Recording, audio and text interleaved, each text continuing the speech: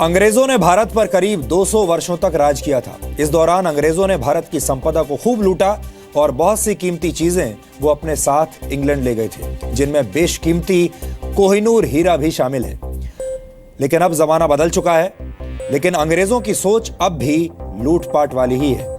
पश्चिमी देशों की लॉबी अब भारत से क्रिकेट की बादशाहत छीनना चाहती है। खबर यह है कि आईसीसी यानी इंटरनेशनल क्रिकेट काउंसिल बीसीसीआई के अधिकारों और कमाई के शेयर में कटौती करने वाली है और इसके लिए आईसीसी के रेवेन्यू शेयरिंग मॉडल में कुछ ऐसे बदलाव किए जा रहे हैं जिनसे बीसीसीआई को एक अनुमान के मुताबिक करीब 8 से 12 हजार करोड़ रुपए का नुकसान होगा और क्रिकेट की दुनिया में भारत की शक्तियां कम हो जाएंगी। सबसे पहले आपको यह समझना होगा कि पूरा मामला है क्या।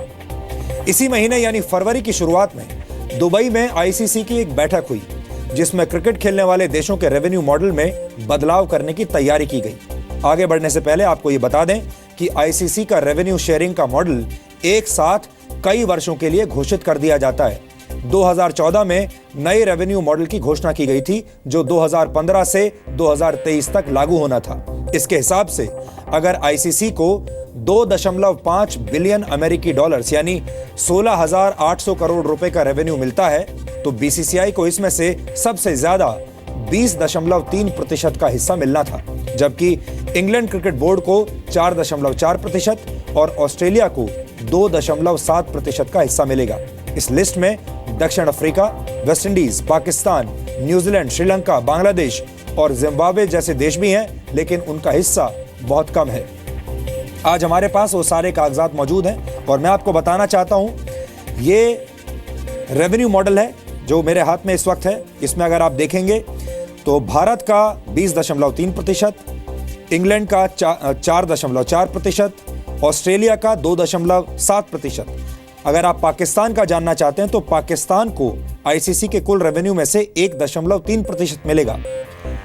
वेस्ट इंडीज को उससे भी कम मिलेगा, 0.7%। श्रीलंका को 0.7%, न्यूजीलैंड को 0.5% और बांग्लादेश जैसे जो छोटे देश हैं उन्हें सिर्फ 0.2% हिस्सा उन्हें मिलेगा आईसीसी की कमाई का और जिम्बाब्वे को 0.1% हिस्सा मिलेगा।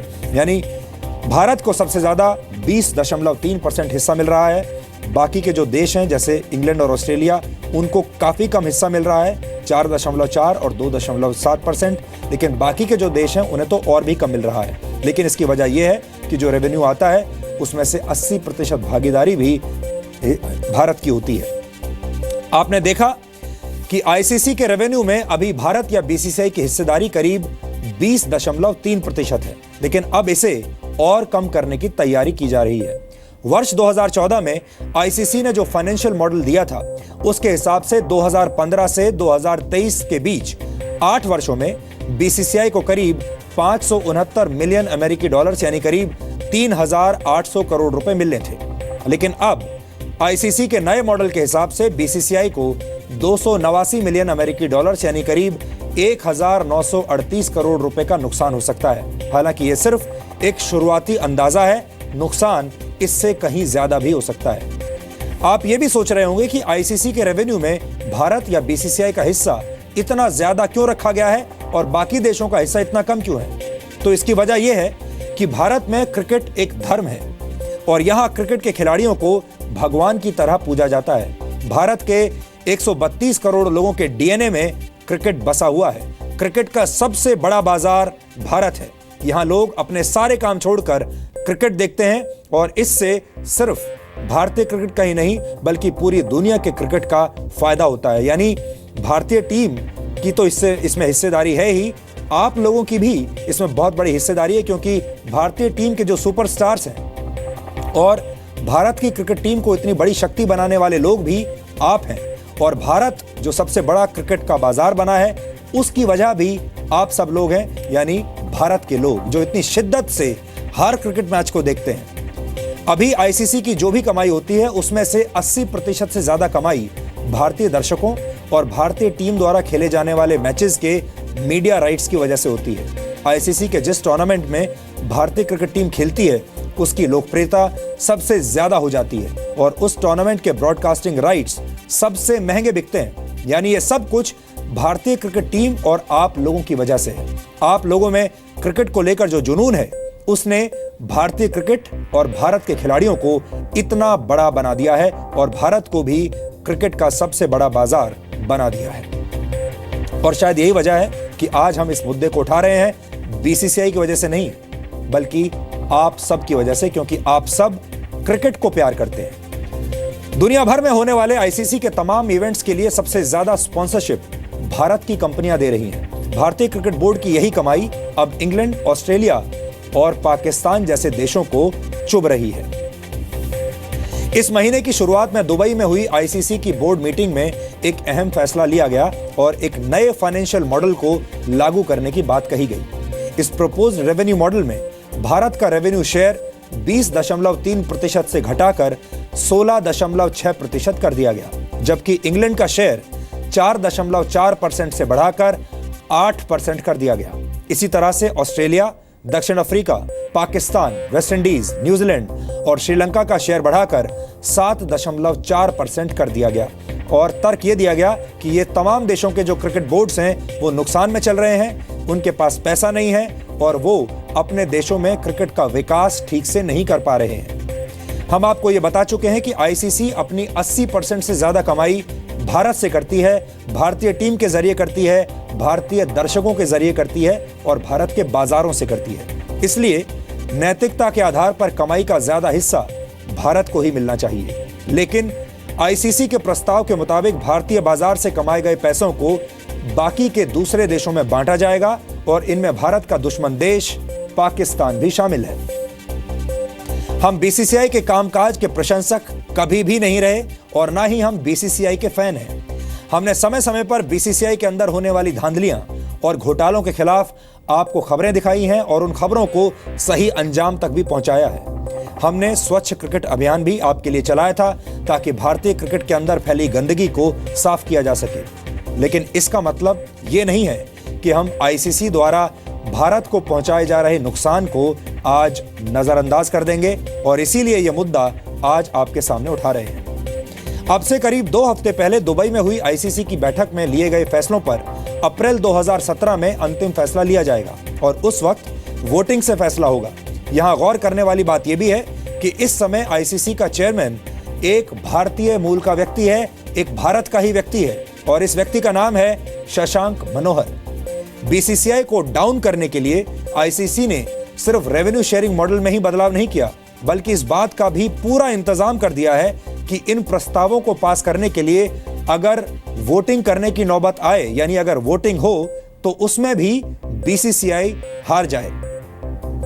आईसीसी में तमाम फैसले वोटिंग के जरिए लिए जाते हैं और टेस्ट क्रिकेट खेलने वाले दुनिया के 10 देश ये वोट देते हैं, यानी वोटिंग करते हैं।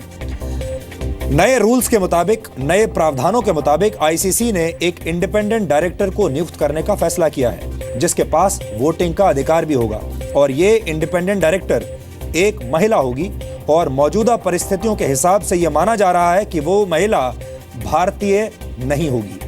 इसके अलावा आईसीसी के चेयरमैन को भी अब वोट करने का अधिकार दे दिया गया है और जल्द ही आईसीसी को नया चेयरमैन मिल जाएगा। ऐसी संभावना जताई जा रही है कि इंग्लैंड के जाइल्स क्लार्क आईसीसी के नए चेयरमैन बन सकते हैं, इसलिए जाइल्स क्लार्क भी भारत के खिलाफ ही वोट करेंगे। इसके अलावा आईसीसी ने आयरलैंड को भी फुल मेंबर बनाने की तैयारी कर ली है। अगर आयरलैंड आईसीसी का फुल मेंबर बन जाता है तो वो जाहिर तौर पर इंग्लैंड का ही सहयोग करेगा, इंग्लैंड के लिए ही वोट करेगा, क्योंकि आयरलैंड के ब्रॉडकास्टिंग राइट्स इंग्लैंड के क्रिकेट बोर्ड के पास है। इसके अलावा अफगानिस्तान को भी फुल मेंबर बनाने की तैयारी चल रही है। अफगानिस्तान की क्रिकेट टीम में ज्यादातर पाकिस्तान के खिलाड़ी खेलते हैं, इसलिए पूरी आशंका है कि अफगानिस्तान भी भारत के खिलाफ ही वोट करेगा और पाकिस्तान का साथ देगा। इसके अलावा 3 एसोसिएट मेंबर्स को भी वोटिंग राइट्स देने का प्रस्ताव है। इस तरह से आईसीसी में कुल मिलाकर 17 वोट्स होंगे, 10 फुल मेंबर्स, 1 इंडिपेंडेंट डायरेक्टर और 1 चेयरमैन। इसके अलावा 1 वोट अफगानिस्तान का, 1 वोट आयरलैंड का और 3 वोट एसोसिएट मेंबर्स के होंगे। किसी भी प्रस्ताव को पारित करने के लिए 2/3 वोट्स की जरूरत होगी, यानी भारत को अगर आईसीसी का यह प्रस्ताव रोकना है तो उसे 1/3 से ज्यादा वोट्स की जरूरत पड़ेगी। इस केस में भारत को 6 वोट्स की जरूरत पड़ेगी, लेकिन मौजूदा हालात में बीसीसीआई के लिए यह काम मुश्किल लग रहा है। ऐसा नहीं लगता कि बीसीसीआई के लिए 6 वोट्स जुट पाएंगे। इस समय आईसीसी के चेयरमैन शशांक मनोहर हैं, जो कि एक भारतीय हैं और वो बीसीसीआई के अध्यक्ष रह चुके हैं और मई 2016 से आईसीसी के चेयरमैन के पद पर बैठे हुए हैं। सवाल यह है कि शशांक मनोहर भारत विरोधी ताकतों के मोहरे के रूप में काम क्यों कर रहे हैं? आखिर शशांक मनोहर ऐसा काम क्यों कर रहे हैं जिससे उनके अपने ही देश के क्रिकेट बोर्ड का रेवेन्यू और शक्तियां कम हो रही हैं? वैसे इसके लिए बहुत हद तक बीसीसीआई की मौजूदा स्थिति भी जिम्मेदार है। बीसीसीआई में गड़बड़ियों और घोटालों का एक लंबा इतिहास रहा है। भ्रष्टाचार के आरोप लगातार लगते रहे हैं और जी न्यूज ने हमेशा बीसीसीआई के कामकाज के तरीकों पर सवाल उठाए हैं। हमने इन्वेस्टिगेटिव रिपोर्टिंग करते हुए स्वच्छ क्रिकेट अभियान चलाया था और इसी साल की शुरुआत में सुप्रीम कोर्ट ने बीसीसीआई के अध्यक्ष अनुराग ठाकुर और सचिव अजय शिर्के को हटा दिया था और बीसीसीआई का कामकाज सुप्रीम कोर्ट की तरफ से अपॉइंट किया गया एक पैनल इस समय कर रहा है, जिसकी कमान पूर्व सीएजी विनोद राय के हाथ में है। ऐसे हालात में क्रिकेट की दुनिया में भारत के दुश्मनों को लगता है कि बीसीसीआई का प्रभाव कम करने का इससे अच्छा मौका दोबारा नहीं मिलेगा। लेकिन बात फिर वहीं आ जाती है कि शशांक मनोहर ऐसा होते हुए कैसे देख सकते हैं? क्या उन्हें आईसीसी की नई रणनीतियों में भारत का नुकसान दिखाई नहीं दे रहा, या वो ये सब कुछ देखना ही नहीं चाहते? यहां हम एक और जरूरी बात आपको बता दें कि 19 फरवरी 2016 को मुंबई में बीसीसीआई की स्पेशल जनरल मीटिंग हुई थी। उस वक्त बीसीसीआई के अध्यक्ष शशांक मनोहर थे और बीसीसीआई के सचिव थे अनुराग ठाकुर। उस बैठक में आईसीसी के इस नए रेवेन्यू मॉडल को लेकर चर्चा हुई थी और उसमें यह तय किया गया था कि बीसीसीआई के अध्यक्ष और बीसीसीआई के सचिव भारत के हितों का ध्यान रखते हुए आईसीसी से इस नए रेवेन्यू शेयरिंग मॉडल को लेकर रीनेगोशिएट करेंगे, यानी उनके साथ बातचीत करेंगे। और इसका मतलब यह भी है कि बीसीसीआई के अध्यक्ष और सचिव को इस मुद्दे पर कोई भी फैसला लेने का अधिकार नहीं दिया गया था। सिर्फ ये कहा गया था कि वो आईसीसी के साथ बातचीत करेंगे और नेगोशिएट करेंगे। इसके बाद शशांक मनोहर ने आईसीसी के साथ इस मुद्दे पर रीनेगोशिएट तो कर लिया, लेकिन अंतिम फैसला लेने के लिए उन्होंने बीसीसीआई के साथ फिर से दोबारा कोई चर्चा नहीं की और ना ही बीसीसीआई के सदस्यों को यह बताया या इसके बारे में कोई जानकारी दी, जबकि ऐसा उन्हें करना चाहिए था। अब शशांक मनोहर अगर चाहें तो आईसीसी के अध्यक्ष पद पर रहते हुए इस बात को उठा सकते हैं और आगे भविष्य में भारत के हितों की रक्षा का काम कर सकते हैं, लेकिन इसके लिए उन्हें अपनी महत्वाकांक्षाओं का त्याग करना पड़ेगा और इच्छा शक्ति दिखानी होगी। अब आपको यह बताते हैं कि कैसे आईसीसी पाकिस्तान को मोहरा बनाकर भारत के खिलाफ इस्तेमाल कर रही है। आईसीसी के इन प्रस्तावित फैसलों के बाद पाकिस्तान क्रिकेट बोर्ड की तरफ से एक बयान आया है। पाकिस्तान क्रिकेट बोर्ड का कहना है कि भारत की वजह से उसे 200 मिलियन अमेरिकी डॉलर्स यानी करीब 1300 करोड़ रुपए का नुकसान हुआ है। पाकिस्तान क्रिकेट बोर्ड का आरोप है कि भारत पाकिस्तान के साथ कोई बायलैटरल सीरीज नहीं खेल रहा है और इसीलिए उसे नुकसान उठाना पड़ रहा है। इस बात को दूसरे नजरिए से अगर देखा जाए तो पाकिस्तान ये मान रहा है कि भारत के साथ खेलने की वजह से उसके क्रिकेट बोर्ड का खर्चा चलता है, उसके क्रिकेट बोर्ड की कमाई होती है। आईसीसी भी पाकिस्तान को पूरी तरह से समर्थन दे रही है। अब एक एजेंडे के तहत यह बात फैलाई जा रही है कि पाकिस्तान अब पूरी तरह से सुरक्षित है और दुनिया के बाकी देशों को वहां जाकर क्रिकेट खेलना चाहिए, लेकिन यह बात पाकिस्तान की तरह ही बिल्कुल झूठी है। पाकिस्तान में पिछले 8 वर्षों से कोई बड़ी अंतर्राष्ट्रीय टीम खेलने नहीं गई है और उसकी वजह है वर्ष 2009 में श्रीलंका की क्रिकेट टीम पर हुआ हमला। यह हमला लाहौर के गद्दाफी स्टेडियम के बाहर हुआ था। इस हमले में श्रीलंका के खिलाड़ियों की जान किसी तरह से बची थी और इसी हमले के बाद टेस्ट क्रिकेट खेलने वाला कोई भी देश पाकिस्तान नहीं गया है। इससे पाकिस्तान क्रिकेट को बहुत ज्यादा नुकसान हुआ है। हालांकि 2015 में जिम्बाब्वे की टीम एक बार वनडे सीरीज खेलने के लिए पाकिस्तान जरूर गई थी, लेकिन कोई भी बड़ी टीम वहां खेलने नहीं गई है और अभी भी पाकिस्तान ये दलील देता है कि उसका देश पूरी तरह से सुरक्षित है। लेकिन 3 दिन पहले ही लाहौर के गद्दाफी स्टेडियम के बाहर एक फिदायीन हमला हुआ था जिसमें 13 लोग मारे गए और कल ही पाकिस्तान के सिंध प्रांत की एक दरगाह के परिसर में एक और हमला हुआ था जिसमें 80 से 100 लोग के करीब मारे गए थे। ये हमला ISIS के आतंकवादियों ने किया था। ऐसे हालात में पाकिस्तान क्रिकेट टूर्नामेंट के आयोजन के लिए कितना सुरक्षित है, ये आप आसानी से समझ सकते हैं। और वैसे भी पाकिस्तान जिस तरीके से भारत में आतंकवाद फैला रहा है, भारत में हिंसा फैला रहा है और जम्मू कश्मीर को लेकर पाकिस्तान का जो रुख रहा है, उसे लेकर भारत ने पाकिस्तान के साथ अपने क्रिकेट संबंध तोड़ लिए हैं और वैसे भी भारतीय टीम को पाकिस्तान के साथ नहीं खेलना चाहिए। अब बहुत संक्षेप में आपको ये समझा देते हैं कि भारत दुनिया की क्रिकेट का बॉस क्यों कहा जाता है, क्यों भारत दुनिया की सबसे बड़ी क्रिकेट की शक्ति है। भारत लगातार तेजी से आगे बढ़ती हुई एक अर्थव्यवस्था है और इसमें सबसे बड़ा योगदान है आप सबका, यानी भारत के 132 करोड़ लोगों का।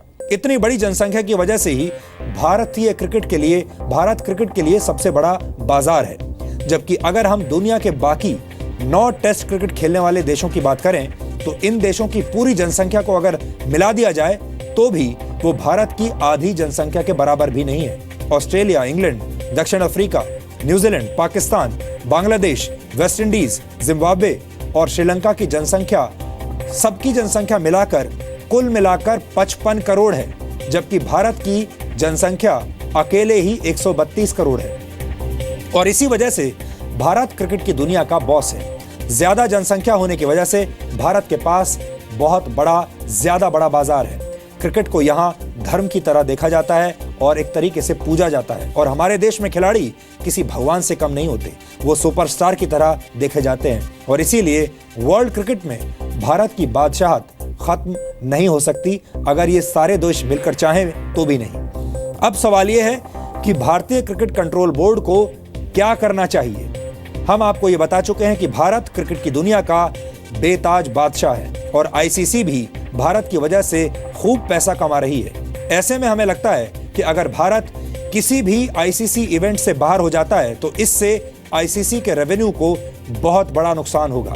जून 2017 में इंग्लैंड में ICC चैंपियंस ट्रॉफी होने वाली है, जिसमें भारत भी खेलेगा। लेकिन हमें लगता है कि अब भारत के पास अपना सम्मान और शक्तियां बचाने के लिए इस चैंपियंस ट्रॉफी का बॉयकॉट करने के अलावा कोई दूसरा रास्ता नहीं बचा है, क्योंकि अगर ऐसा होगा तो चैंपियंस ट्रॉफी का कोई मतलब नहीं रह जाएगा। ये चैंपियंस ट्रॉफी फ्लॉप हो जाएगी और इसमें होने वाले मैचेस के ब्रॉडकास्टिंग राइट्स बहुत कम पैसों में बिकेंगे। इसके जो स्पॉन्सर्स हैं वो अपने हाथ वापस खींच लेंगे और इस तरह भारत ICC में बैठी देश विरोधी लॉबी को एक करारा जवाब दे सकता है। ये सब कुछ 2001 में आई फिल्म लगान की आज याद दिलाता है। आपको याद होगा शायद, फिल्म लगान में भी अंग्रेज भारतीयों के साथ एक क्रिकेट मैच खेलते हैं और दोगुना लगान वसूलने के लिए पूरी चालाकी दिखाते हैं। ICC का नया रेवेन्यू मॉडल कुछ ऐसा ही लगता है। ICC भी ऐसी व्यवस्था कर रहा है जिसके तहत भारत से ही कमाई करके उसे दूसरे देशों में बांटा जा सके। हम BCCI के फैन नहीं हैं, लेकिन भारतीय क्रिकेट टीम के जरूर हम बहुत बड़े फैन हैं, खिलाड़ियों के फैन हैं और हम आप सबके सरोकार को भी समझते हैं। लेकिन भारत को हम क्रिकेट की दुनिया के सुपर पावर के रूप में आगे भविष्य में जरूर देखना चाहते हैं। हम नहीं जानते कि BCCI इस पर क्या करेगा, सुप्रीम कोर्ट ने जो कमेटी अपॉइंट की है वो इस मुद्दे पर क्या करेगी, लेकिन हमें इतना जरूर इस बात की चिंता है कि क्रिकेट की दुनिया में भारत की शक्तियां और भारत की हैसियत और भारत की कमाई भी कम नहीं होनी चाहिए। और अगर इसके लिए जरूरत पड़े तो भारत को चैंपियंस ट्रॉफी से बाहर हो जाना चाहिए, वहां नहीं खेलना चाहिए, जिससे क्रिकेट की दुनिया को एक बार फिर से भारत की ताकत का एहसास हो जाएगा। ऐसा करके एक बार देखने में कोई बुराई नहीं है।